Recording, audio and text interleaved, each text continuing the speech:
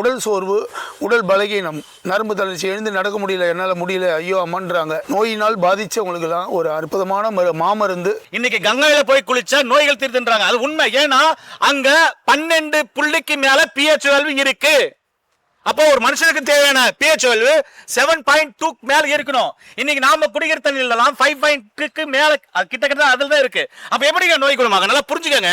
தேராத உடலையும் தேற்றுன்னு சொன்னீங்க. கண்டிப்பா. தேராத உடலையே தேற்றுது அப்படின்னு சொன்னா அப்ப எல்லா நோயும் குணப்படுத்தும். கண்டிப்பா. அது என்ன மூலிகை, அதனுடைய பேர் என்ன, அது எப்படி பயன்படுத்தினா நீங்க சொன்னதெல்லாம் நடக்கும்? கண்டிப்பா. அதாங்க இந்த மரம் தான் அது. இது சின்ன மரமா இருக்கு. தேற்றான் கொட்டைன்னு பேர் இதுக்கு. தேற்றான் கொட்டை. பேர்லயே பாருங்க, தேற்றக்கூடியது. ஆமா. உடம்பையே தேத்திடும். தேற்றான் கொட்டை. அதாவது தேராத ஆலை கூட தேத்தக்கூடிய தன்மை இந்த விதைக்கு உண்டுங்க ஐயா. இதை வந்து அந்த காலத்துல இருந்து பயன்படுத்துறாங்க. இதை வந்து பவுடர் பண்ணி பசும்பாலில் அவிச்சு இந்த விதையை வந்து பவுடர் பண்ணி வச்சுட்டு தினசரி பெரியவங்களா இருந்தால் 1 ஸ்பூன், சின்ன குழந்தைங்களுக்கு ஒரு 1/4 ஸ்பூன் 1/2 ஸ்பூன் பூஸ்ட் மாதிரி இருக்குங்க. இந்த விதை நல்ல ஒரு இனிப்பு சுவை, தோற்பு சுவை உள்ளது. இதை டெய்லி நம்ம குழந்தைங்களுக்கு, நம்ம பெரியவங்களாம் எடுத்துட்டோம்னா எந்தவித நோய்களும் வராதுங்க ஐயா. உடலில் வந்து எலும்புகள் நல்ல வலுப்பெறும், தசைநார்கள் இறுக்கத்தை உண்டு பண்ணும், தேஜஸாக இருப்பாங்க தேற்றாங்குட்டையெல்லாம் எடுத்தாங்கன்னா. அது மாதிரி நாள்பட்ட நோயால் பீடித்து அவங்க வந்து ஆஸ்மா, டிபி, புற்றுநோய், எந்த நோயாளியாக இருக்கட்டும், தேற்றாங்குட்டியை 2 வேளை பவுடரில் பாலில் கலக்கி கொடுத்து பாருங்கள். படிப்படியாக அவங்களுக்கு உற்சாகம் உண்டு பண்ணும், தெம்பு உண்டு பண்ணும். நம்ம சாப்பிட்றாங்களோ இல்லையோ அந்த தேத்தாங்குட்டை பவுடரை வந்து பசும்பாலில் எடுத்தாங்கன்னா உடல் சோர்வு, உடல் பலகீனம், நரம்பு தளர்ச்சி, எழுந்து நடக்க முடியல, என்னால் முடியல, ஐயோ அம்மான்றாங்க. நோயினால் பாதித்தவங்களுக்கெல்லாம் ஒரு அற்புதமான மாமருந்து தேற்றான் கொட்டைங்க ஐயா. அதுக்கப்புறமா வந்து கிராமப்புறங்கள்லாம் வந்து இப்போ தண்ணி கெட்டு போச்சு கணத்தெல்லாம் வச்சு ஒரு கூட விதையை வாங்கியாந்து கொட்டுவாங்க ஐயா. தண்ணி ஒரு 4 மணி நேரம் 3 மணி நேரத்துலாம் தண்ணி வெண்மையாகிடுங்க ஐயா. வீட்டில் வந்து முன்னோர்கள் பாரம்பரிய முறைப்படி தண்ணி வந்து பானையில் தான் வச்சு குடிப்பாங்க அந்த காலத்தில். பானையில், செம்பு பாத்திரம், பித்தளை பாத்திரங்களில். அதில் வந்து ஒரு தவளை தண்ணியில் ஒரு 10 விதையை வந்து நம்ம ஒரு நைலான் வலை மாதிரி போட்டு கட்டி போட்டுருவாங்க ஐயா. இல்லை அப்போ வந்து வெள்ளை துணியில் கட்டி போட்டுருவாங்க. இந்த தண்ணி அப்படியே 2 நாள் அந்த குடத்தில் இருக்க தண்ணியை சுத்தப்படுத்துங்க ஐயா. தண்ணியில் வந்து இந்த கொட்டையினுடைய சத்துக்கள்லாம் இறங்கி நம்ம குடிநீர் மூலிமா நம்ம உடல் உறுப்புகள் அனைத்துக்கும் வந்து செரிமானம், இரத்த ஓட்டங்கள் சீரடைகிறது எல்லாத்தையும் சரி பண்ண இந்த தேற்றான் கொட்டை தண்ணி இதை முன்னோர்கள் வந்து பயன்படுத்தினாங்க. ஒன்றும் இல்லை, நீங்கள் வீட்டில் போயிட்டு ஏதாவது மண் அள்ளி போட்டு ஒரு சின்ன கப்பில் கலங்க வச்சுடுங்க. தண்ணியை கலக்கிட்டு இதில் ஒரு 10 கொட்டி அதில் போட்டு விட்டுட்டு பாருங்கள் 2 மணி நேரத்தில் எவ்வளோ தெளிவாகுதுன்னு. நம்ம சாம்பிளுக்கு நம்ம வீட்லேயே அது மாதிரி பண்ணி பார்க்கலாம். இதை நம்ம கண் கூட உணரணும். ஏன்னா இதெல்லாம் வந்து நம்ம தமிழ்நாட்டினுடைய பாரம்பரியம், நம்ம நாட்டு சொத்து.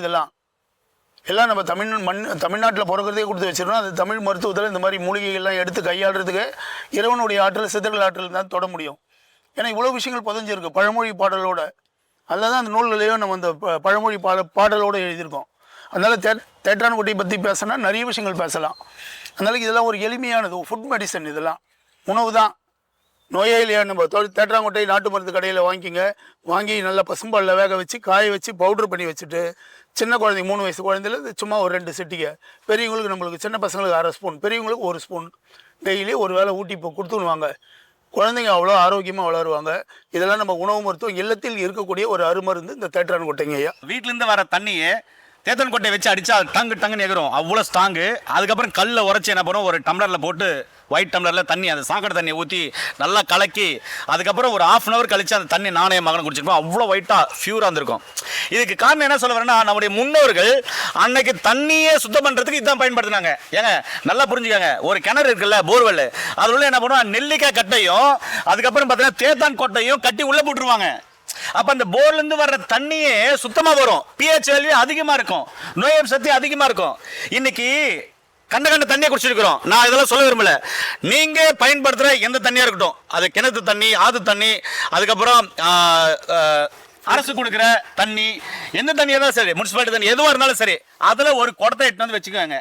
வச்சுட்டு தேத்தான் கொட்டையை ஒரு 10 எடுத்து மூட்டை கட்டி அதில் போட்டுருங்க. வேற எதுவும் பண்ண வேண்டாங்க, வேற எதுவும் பண்ண வேணாம். நைட்ல போட்டுருங்க. காலையில அந்த தண்ணியை எடுத்து கொடுங்க. கீழே வந்து பாத்தீங்கன்னா அதனுடைய மண்டி, அதாவது அந்த தண்ணியில இருக்கிற அழுக்குகளை கீழே படிஞ்சிருக்கும். அது வேண்டாம், மேல இருக்கிற தண்ணியை எடுத்து குடிக்க இன்னைக்கு கங்கையில போய் குளிச்சா நோய்கள் தீர்த்துன்றாங்க. அது உண்மை. ஏன்னா அங்க 12 புள்ளிக்கு மேல pH வேல்யூ இருக்கு.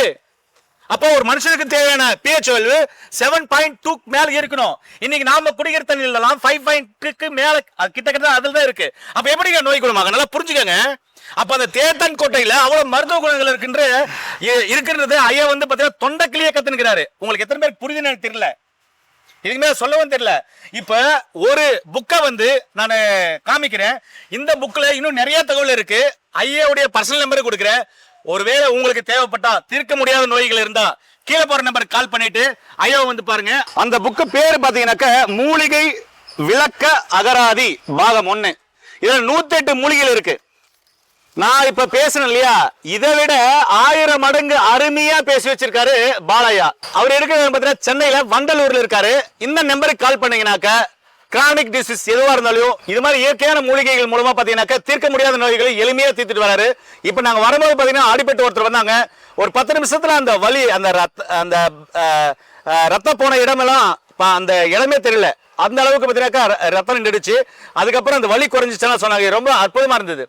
இவருக்காக பேஷண்ட் வெயிட் பண்ணிக்கிறாங்க. ஆனா இன்னைக்கு எங்களுக்காக அந்த புக்கை பத்தி பேசலாம், மூலிகைகளை பத்தி பேசலாம், அதுக்கு டைம் ஸ்பெண்ட் பண்ணிருக்காரு. அப்போ இந்த புக்கு வேணும்னாக்க கீழே போட்ட நம்பர் கால் பண்ணுங்க. மீண்டும் இன்னொரு அருமையான பதிவு சந்திக்கலாம். நன்றி, வணக்கம். வணக்கம் ஐயா. வணக்கம்.